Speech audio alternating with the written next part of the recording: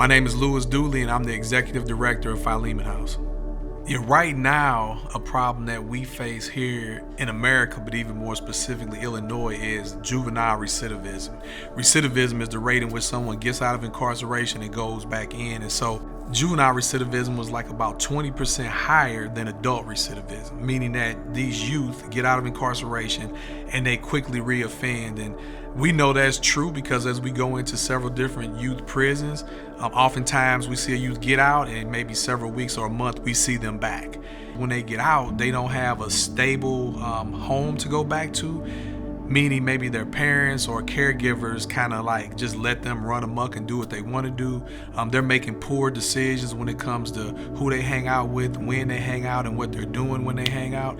And then also education. Like most of these youth are middle school to high school dropouts, and there's no one, again, forcing them to go to school. And part of the state's job, as I understand it, is to help them find like safe and stable housing. But if they're a juvenile, then they kind of have to either go back to custody of their caregiver or their parents, or they go into DCFS. So they would go in like a group home or something like that. But they're overwhelmed and overworked themselves because they got such a big caseload.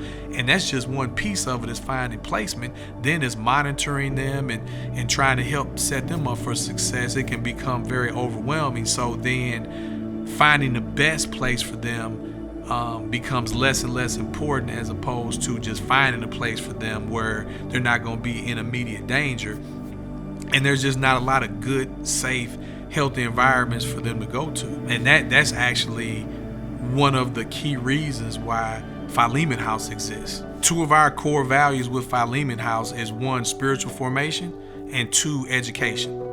If they just had a safe environment, if they had an opportunity to get a formal education, and they had some people that would love on them with the love that Jesus so lavishly loved on us, man, the sky would be the limit.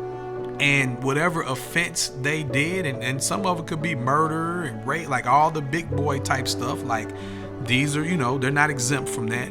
Like that stuff could kind of be like in the rearview mirror, right? And their past wouldn't have to define them anymore, and it wouldn't have to dictate their future. And to me, that is the answer for any person coming out of prison. It's saying, look, if you're willing to change, you have a desire, you even have a little bit of a track record to prove it, then we, especially we as God's people, we need to be willing to get past what they did, how much time they did in prison, what kind of resources they do or don't have. And we need to posture ourselves before God and say, Lord, how would you use me to help impact this person's life? When you choose to be the hands and feet of Jesus and step into that fabric of helping people, there's going to be a sacrifice that has to be made. There's going to be pain. There's going to be anguish. But amongst that pain and anguish is going to be beauty, because that's when you can see not only the Lord working in that person's life you're helping, but you're going to see how he's changing your heart and how he's doing things in you.